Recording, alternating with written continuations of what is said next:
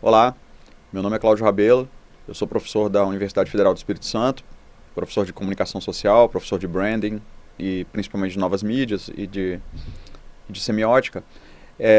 Eu tenho duas sequências principais de vídeos nesse canal, né?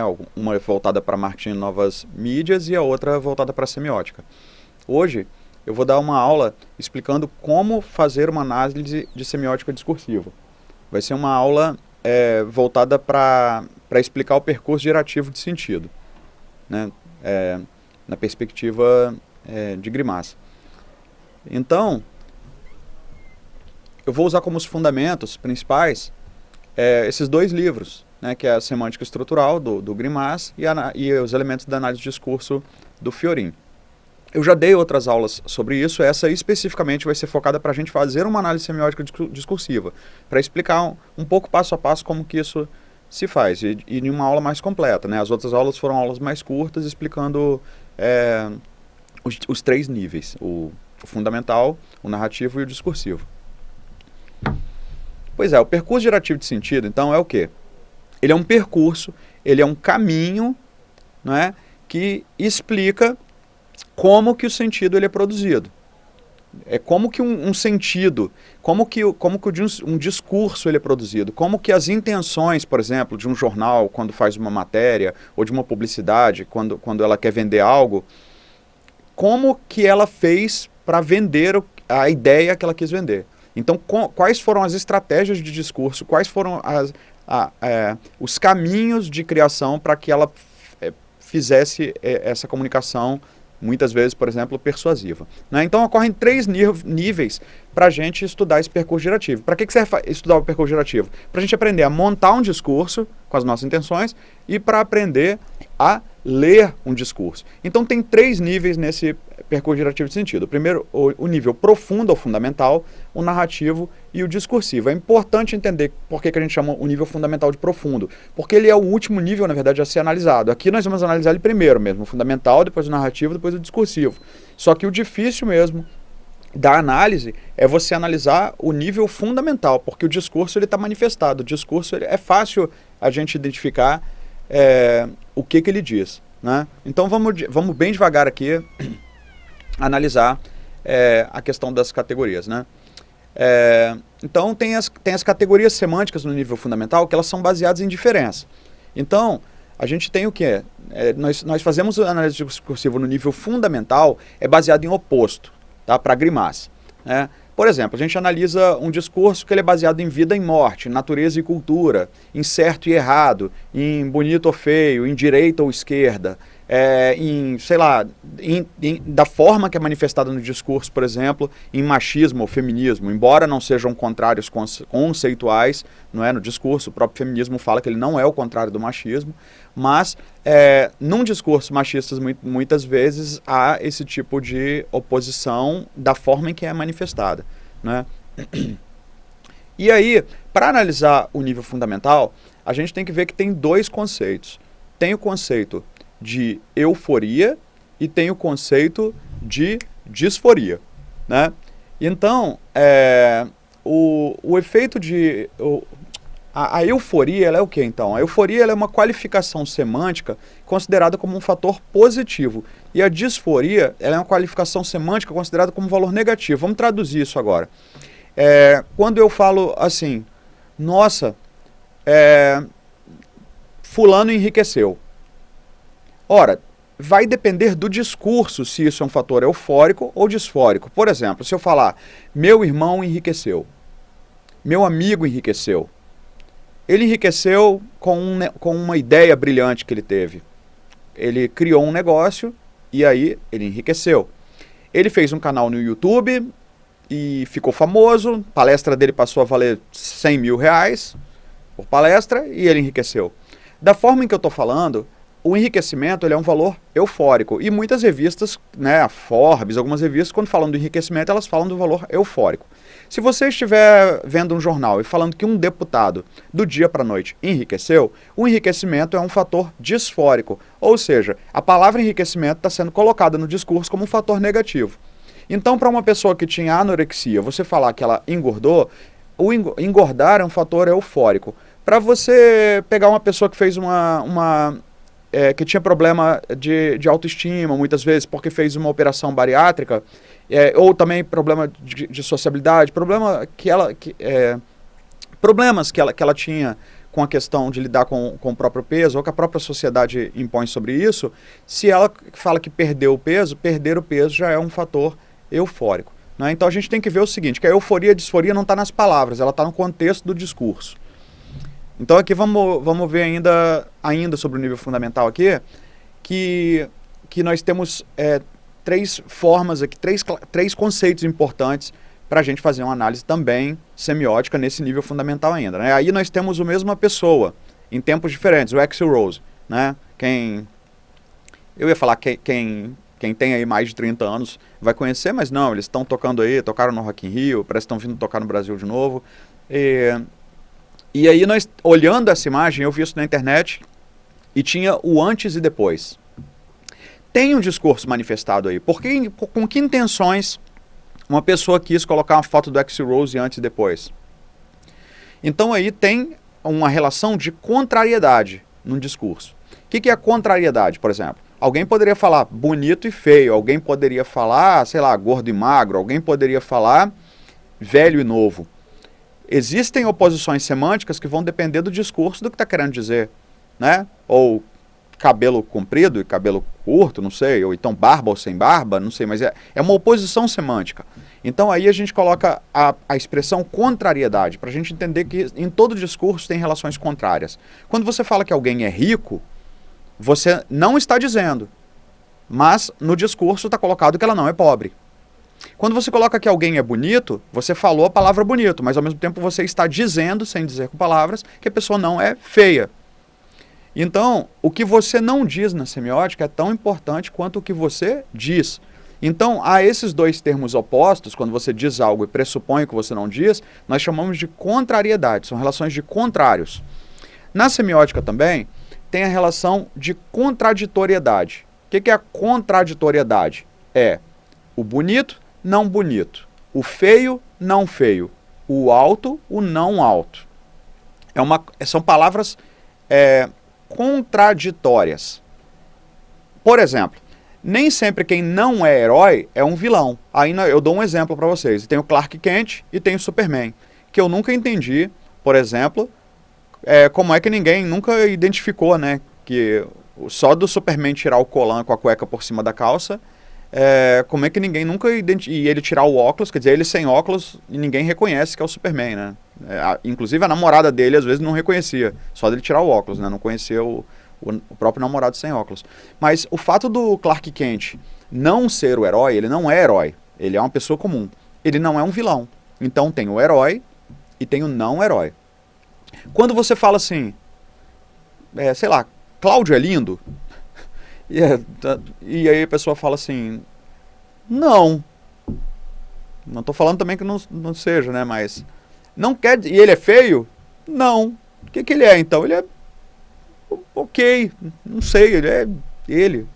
Então é muito estranho também estar nessa situação, né, às vezes, achar que não é bonito nem é feio. Então, o fato de você não ser bonito não quer dizer que você não é feio. O fato de você não ser lindo não quer dizer que você seja horrível. O fato de você não ser rico, eu não sou rico, né? Mas não quer dizer que eu também seja pobre. Então, qual é a relação que tem entre rico e não rico? É uma contraditoriedade. Né? Tem pessoas que são ricas e tem pessoas que não são ricas. E tem pessoas que são pobres, mas a contraditoriedade é o rico e o não rico. E o terceiro fator que vai ser importante, a gente vai colocar depois em algo chamado quadrado semiótico, que é o famoso da semiótica, é a relação de complementariedade. São questões que são complementares. Que é a questão, por exemplo, do não herói. Né? Vou até jogar agora a tela cheia para vocês, né?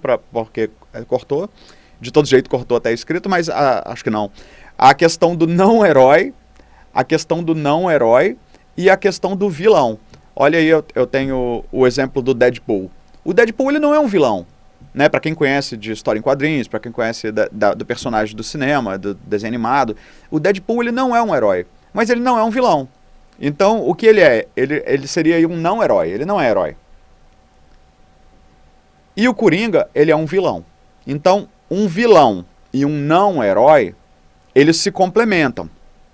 Assim como... São palavras que poderiam se complementar, eles são complementares. Assim como alguém não ser bonito e alguém ser feio, eles se complementam. Alguém ser bonito e não ser feio, se complementa também. Alguém não ser pobre e ser rico, se complementa também. Então a complementariedade são palavras que têm cargas semânticas próximas nesse sentido, tá? Uma contraditoriedade com uma palavra enunciada. Vamos colocar aqui no quadrado semiótico e analisar agora a propaganda em questão que eu vou usar para fazer a análise. Nesse caso aí, olha, o valor apresentado, magreza, ele é apresentado como eufórico, né? Tem uma imagem aí numa revista Boa Forma, a Marina Rui Barbosa falando pernas, bumbum desenhados em 5 movimentos, com 5 movimentos. E aí tem essa capa de revista que foi apresentada e o discurso ele está manifestado aí. Qual é o discurso que está claro aí? É um discurso que quer vender a revista, ele quer vender a revista, ele quer ter seguidores na revista, ele quer que as pessoas comprem a revista, se achem que é importante o que a revista está falando, que gastem dinheiro com ela e que sigam e que criem e que entrem nesse universo de valores para que continue comprando e os anunciantes que estejam aí continuem vendendo e criar esse tipo de discurso como sendo o discurso válido, né? Então a euforia, um fator positivo aí está a magreza. Não estou dizendo que ser magro é um fator positivo, estou querendo dizer que está manifestado nesse discurso a magreza como um fator positivo. Vamos voltar de novo para a tela cheia para mostrar para vocês. Seca tudo. Séries para fazer em casa ou na academia, bônus de beleza, apaixone-se pela corrida, dieta clean, derrete gordura, temperos que te ajudam a queimar quilinhos, então te ajudam a queimar quilinhos, fala de beleza, fala de esculpe as curvas, não é? E o nome da revista é Boa Forma, então pressupõe que o contrário seria uma má forma. Então a euforia está colocada aí como a magreza, né? Quando fala que é para secar tudo, que tem que derreter gordura, então a magreza ele está como algo bom.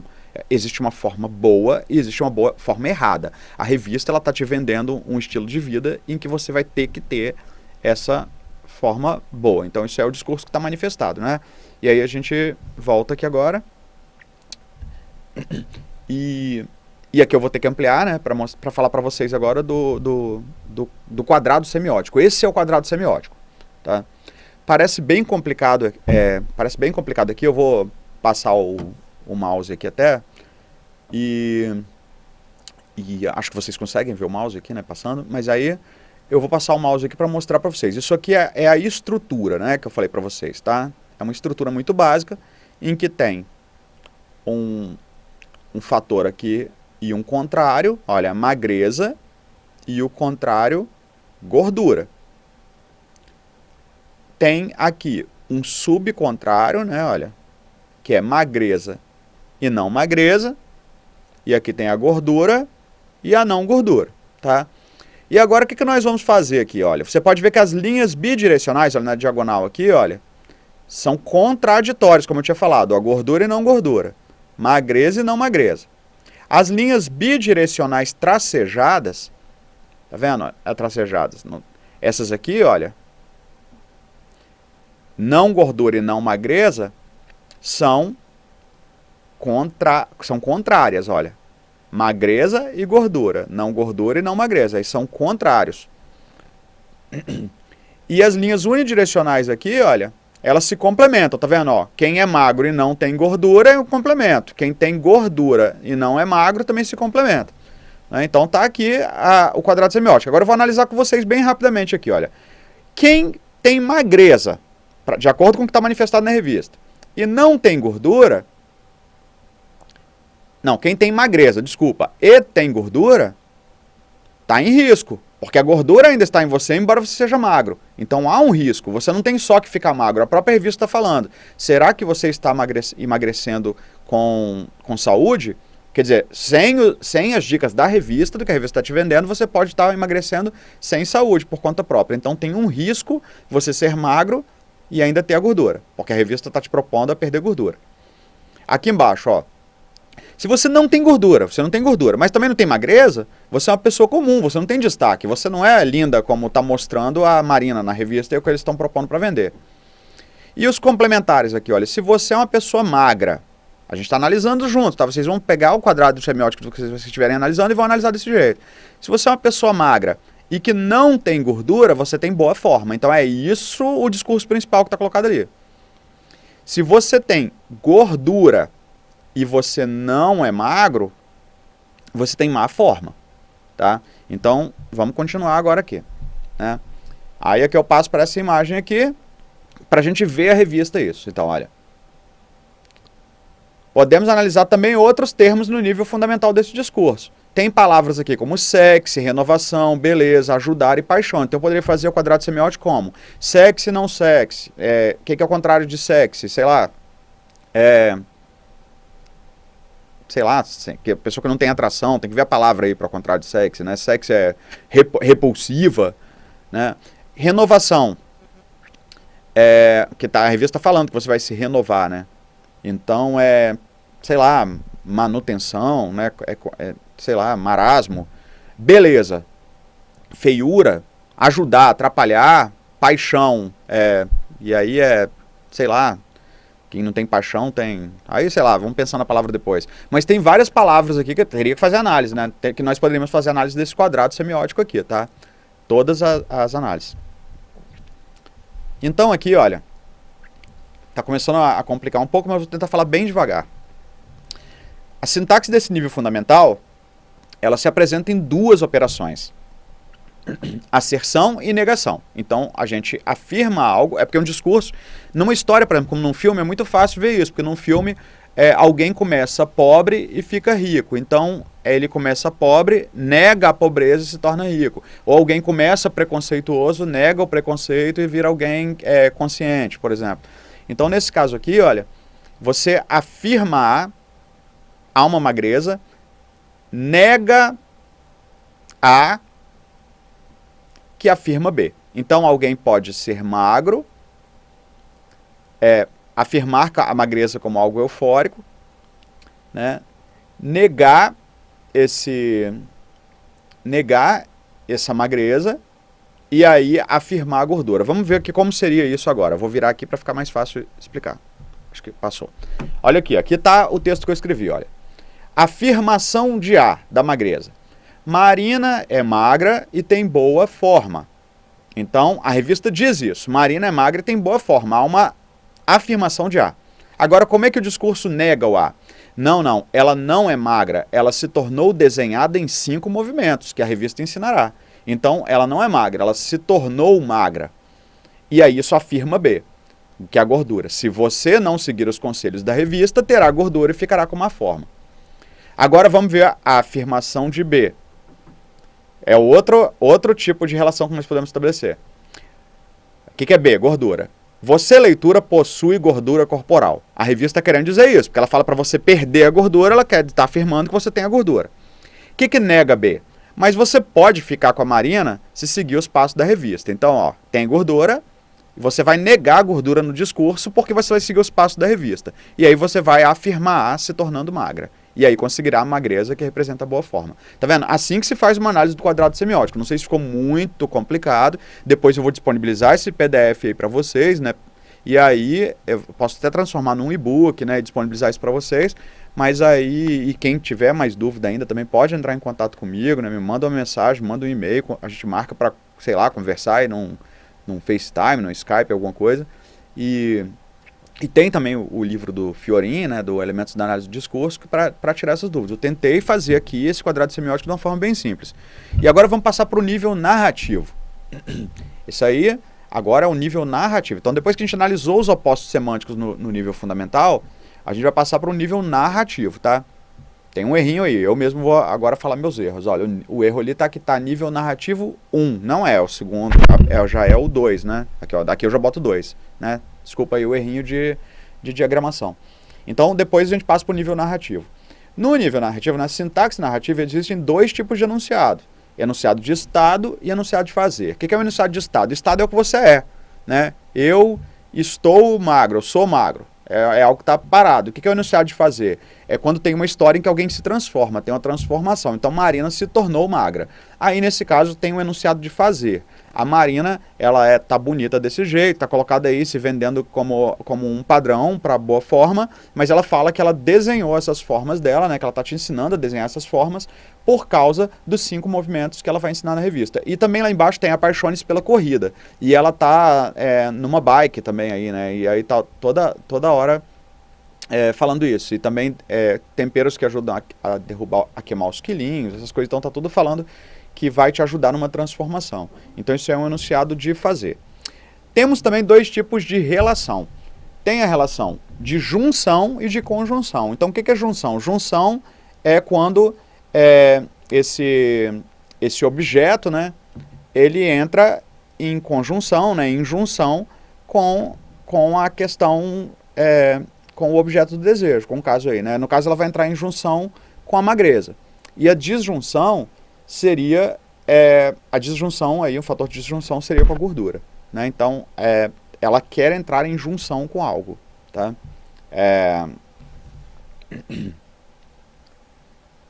Eu poderia também na relação, poderia na relação também ter um discurso em que alguém entra em disjunção com a magreza, tá? É assim que se faz junção e disjunção. No caso aí, ela está entrando em junção com a magreza.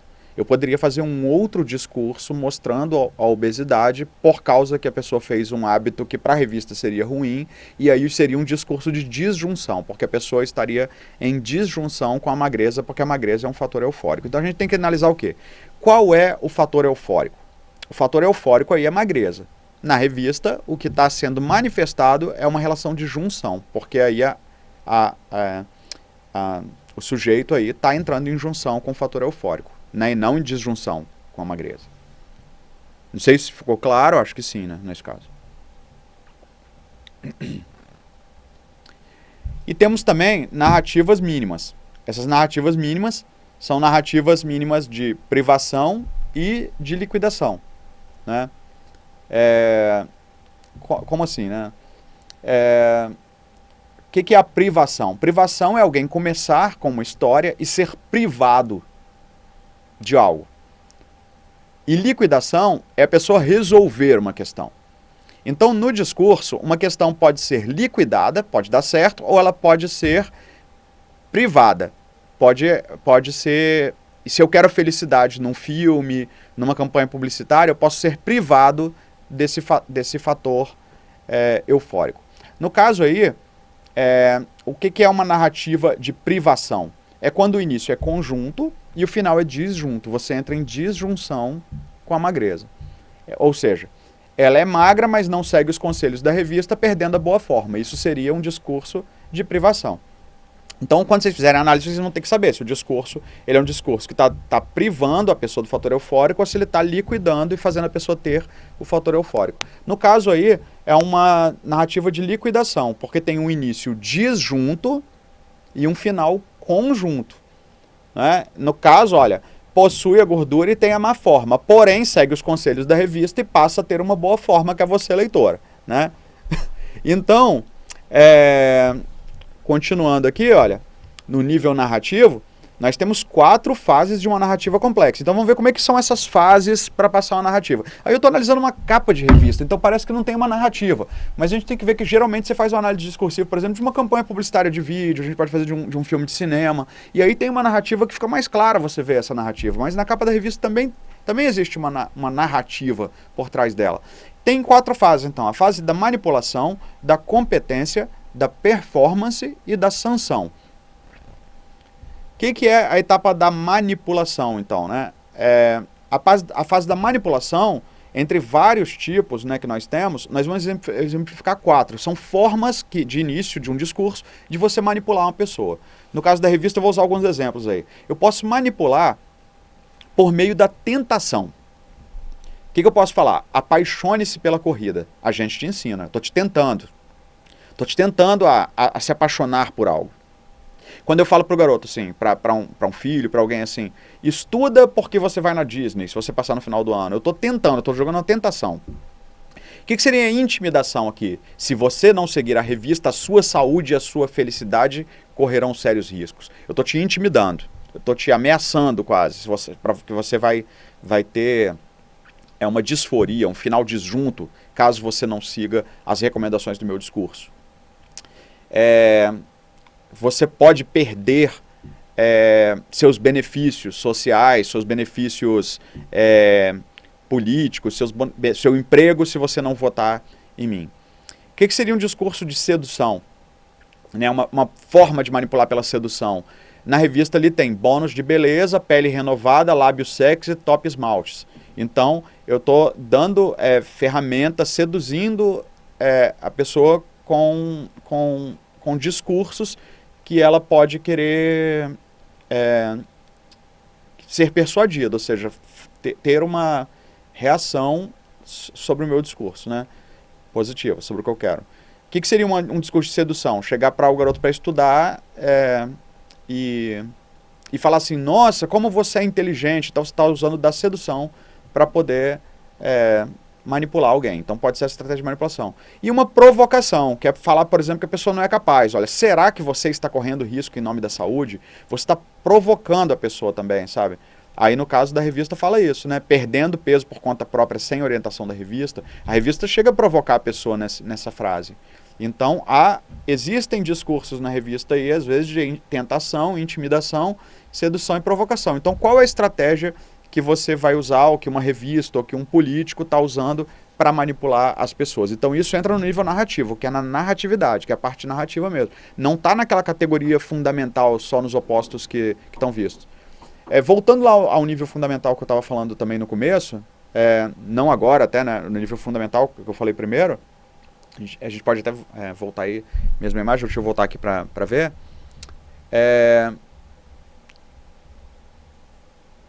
Não precisa de voltar tudo, né, aqui, mas a gente tem que ver a questão até do posicionamento das marcas, quando você vai falar de marketing, por exemplo.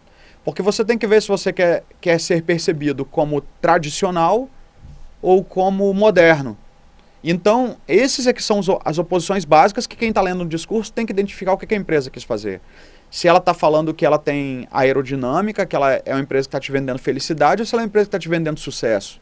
Então, quem está analisando a análise semiótica, fazendo análise semiótica de empresa, vai conseguir identificar isso. Agora eu vou voltar aqui para a segunda fase do nível narrativo, que é a parte da competência. Então, primeiro é a manipulação, que eu falei, as formas de manipular, e agora nós vamos para o 2.2, que é a competência. O que é a competência?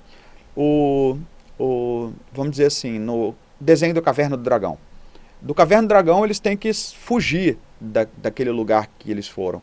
E eles têm que ter o quê? Objetos ou pessoas que vão dar competência para que eles possam realizar e conseguir ter um final conjunto. Então eles conseguem ganhar armas mágicas, conseguem a ajuda do Mestre dos Magos. Então tem coisas no narrativo que vão nos dar competência para resolver os nossos problemas e ter essa conjunção. No caso, aí olha, a Marina Rui Barbosa, ela tem um poder quase sobrenatural de ficar com a boa forma. E o objeto que confere tal competência é a revista. Então a revista, no caso aí, tá suprindo as pessoas para a competência que elas precisam para conseguir ter o final conjunto. Então, no caso vocês podem ver das narrativas como o Rei Arthur, ele tem a espada, o Excalibur, que é a competência que ele precisa para poder resolver o problema. E no caso das campanhas publicitárias, geralmente a competência está relacionada ao produto, que vai ser a competência ou a autoridade, como no caso aí a Marina Rui Barbosa, que é a competência que vai ser necessária, que vai ajudar as pessoas a elas transformarem a vida delas. Tá? Isso é o discurso que a revista está vendendo. Depois vem a performance. A performance é a fase onde ocorre a transformação, né? É a mudança de um estado a outro, ou seja, eu era gordo, eu fiquei magro, eu era triste, eu fiquei feliz, eu não tinha sucesso, eu passei a ter sucesso. No caso aí, eu grifei algumas partes da revista que vão mostrar como que mesmo numa imagem estática, numa capa de revista, tem performance. Olha aí, olha, Marina Rui Barbosa, pernas e bumbuns desenhados, 5 movimentos. Os 5 movimentos são a performance. Quando você fizer os 5 movimentos, você vai se transformar. Os temperos que derretem a gordura, eu botei ali, ó, os temperos vão te ajudar com a performance que você vai comer esses temperos, vai perder os quilos. Uma dieta clean, se você fizer uma dieta clean, você vai ter performance para transformar. Treino metabólico que esculpe as curvas. Se você fizer o treino metabólico, vai ser a performance que você vai ter que fazer para conseguir ter as competências necessárias. Corrida, você vai se apaixonar pela corrida. Se você fizer a corrida, então tá aqui, olha, o que são as performances necessárias para ter a transformação e conseguir o objeto de valor. E a quarta parte do discurso é a sanção. Sanção é o quê? É o que você tem de resultado. Você pode ter uma sanção negativa ou uma sanção positiva. Né? Eu posso sofrer uma sanção de pagar uma multa, eu posso ter a sanção de casar com a princesa, ou de conseguir uma riqueza, né, no final do filme. Então, qual é a sanção aí ao final do discurso? Né? Eu também grifei, ó, pernas e bumbuns desenhados. Pode estar tudo seco, secar tudo. Você vai ter beleza, você vai ter lábio sexy, você vai perder 5 quilos em 21 dias, você vai apaixonar-se.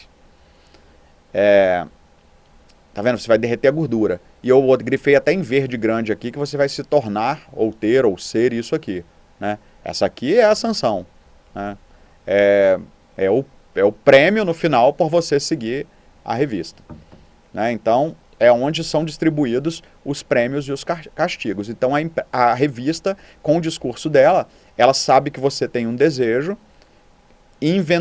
porque ela criou esse desejo também, então ela inventou para vocês, né, junto com o discurso que é atravessado em vários outros enunciados, né, porque o discurso, na verdade, ele é um monstro invisível que não está só nessa revista, ele é fortalecido por essa revista, mas em outros enunciados também, que é um discurso de magreza associado a sucesso, a beleza, a enquadramento social. Então esse foi o nível narrativo. E por último aqui, nós temos o nível discursivo. O que é o nível discursivo? É onde os discursos são revestidos com roupagem. Como eu falei, o discurso é o seguinte, você pode ter um discurso de racismo, um discurso fascista, um discurso de esquerda, um discurso de direita, um discurso religioso, um discurso focado no mercadológico, focado para o trabalho associado ao sucesso, ou um discurso de empoderamento. No caso aí, é um discurso de que a magreza está ligada à beleza, ao sucesso, à felicidade, e ele é travestido com várias formas. Você pode ver ali, olha, uma Veja São Paulo falando de Sabrina Sato, né? Burra, e na verdade ali está escrito, não dá para ler, mas está falando que a Sabrina Sato, quanto ela fatura por mês, 300 mil por mês, ou seja, ela tem sucesso financeiro e ainda fala que ela ganha isso por causa do corpo escultural. Então está atribuindo o sucesso dela ao corpo escultural. Ali, no caso da Boa Forma também, está falando para você ter que secar tudo. E nas campanhas de moda, por exemplo, todas, mostra o sucesso, a felicidade, a leveza associada também ao corpo cada vez mais magro. Né? Então, o discurso ele é esse monstro invisível que atravessa em vários enunciados, em várias instâncias. Então, por que eu estou falando aqui para vocês? Primeiro, né, a gente vai fazer o quê? Né? A gente vai... Para voltar ali, né? Eu tava falando viu? Me pegaram no flagra falando, Léo, volta a imagem. Não, pode voltar. Sacanagem. Aí o que acontece, então? Por isso que eu me desconcentrei. Mas olha só, no final das contas, tô fazendo as aulas direto agora, tá sem edição, né? Pra ficar um negócio até mais dinâmico. Então é que nem Faustão, o louco meu vai vir com umas falhas aí. Né? Peço desculpa, mas é a forma mais dinâmica e até a forma de conseguir maior periodicidade para fazer as aulas também. Mas o que eu estou querendo dizer? Embora eu tenha mostrado para vocês primeiro o nível fundamental, depois o narrativo, depois o discursivo, vocês vão observar que o nível discursivo, na verdade, ele é o mais fácil de ser identificado. Todo mundo consegue entender que assim, se você começar a analisar, você consegue ver as intenções do discurso. O que a revista quer vender? Quais são as intenções dela? O que ela está dizendo? Então, primeiro a gente vê o discurso. Depois a gente vê como que foi narrado esse discurso, como que ele foi contado. E no final nós vamos lá na profundidade da coisa, no nível básico, mostrando essas oposições semânticas. Né? Então aqui, olha, agora sim eu vou pedir de novo, né, para a imagem ampliar. E aí a gente vai ver o que aqui, olha. Os enunciados eles fazem parte do mesmo discurso. Por exemplo, eu retirei isso aí do portal globo.com. E essas aí são as 5 notícias mais lidas. Natália Casasola empina o bumbum em foto. Chega de profundezas. Marina Rui Barbosa, ó, de novo Marina Rui Barbosa, nem sabia que ela estaria aí, mas tá, olha. Aposta em decotão para evento de beleza em São Paulo. Miss Bumbum Rio de Janeiro já fez 22 plásticas, sou viciada. Ex-BBB Cacau posa para selfie e bumbum chama a atenção. Graciane Barbosa posa sensual de vestido e mostra corpaço sarado. Então, olha só como são enunciados supostamente jornalísticos que chamam, que repetem o mesmo discurso. Na verdade, são roupas diferentes para o mesmo discurso, né? Então aqui, olha, eu volto aqui e falo isso, né? Tá vendo? Ó, o discurso ele se repete em várias instâncias. Então agora eu vou concluir aqui. Qual que é a conclusão? Então, olha, vamos ver esse texto bem devagar, olha. Vamos concluir a análise semiótica que a gente fez. Em resumo, esse discurso é sobre o quê? Ele trata-se de um discurso de padronização que torna eufórico, ou seja, positivo, o valor da magreza, associando tal ideia à beleza, à saúde, à boa forma, à dinamicidade da pessoa e ao fit. O que é fit em inglês? Né? Encaixar, enquadrar em um padrão, é caber. A gordura é colocada como um valor disfórico. De certa forma, ele é associado ao fracasso, à má forma, porque o nome da revista é Boa Forma. Então aqui o engordar está ligado, a gordura está ligada à má forma. Infelicidade e não enquadramento dentro de um padrão desejado. A revista é a competência necessária para superar os problemas, conseguindo o mesmo sucesso da Marina. Isso é o que eu chamo de método indutivo. O que é indutivo? Ele é do particular para o geral. Ou seja, já que a Marina conseguiu isso, ela é o exemplo que todo mundo tem que seguir. Então ela é a prova de que a felicidade, porque ela é uma atriz, ela é famosa, tudo, então por ser magra, se você seguir o que a revista faz e ficar magra, geralmente isso vai generalizar, todo mundo vai conseguir. Mesmo que você consiga se tornar magra, sem a revista está correndo riscos, isso está no discurso. Você vai estar correndo riscos se você não ler a revista. A revista então promete criar uma história, então o que é o discurso aí? É uma história criada com um final conjunto, liquidando os problemas a partir do enunciado de fazer na vida das leitoras. E ela propõe uma história de transformação baseada na perda da gordura, aquisição de boa forma, felicidade e sucesso. Então, é isso, né? No final das contas, né? Aqui, fiz a minha tela final de obrigado para vocês. E eu queria pedir mais uma vez, né? Falar que quem gostou, que desse aí um like no vídeo e que curtisse, seguisse a página, né, fosse seguidor da página, que eu vou estar fazendo vídeos com maior periodicidade, então vocês vão ser avisados, né? Vou disponibilizar também, acho que no SlideShare ou em forma de e-book, esses PowerPoints para quem quiser estudar. Quem tiver dúvida, né, de alguma questão pode entrar em contato comigo e falar. Espero que vocês tenham gostado e tenha ajudado também vocês a entender um pouco mais da semiótica, né? É uma teoria e método que são complexos, né? São difíceis, mas eu acho que com o tempo juntos aí, né, nós conseguiremos assim, estudar, né, tirar nossas dúvidas e ampliar essa área de pesquisa e de conhecimento. Tá? Um grande abraço aí para vocês.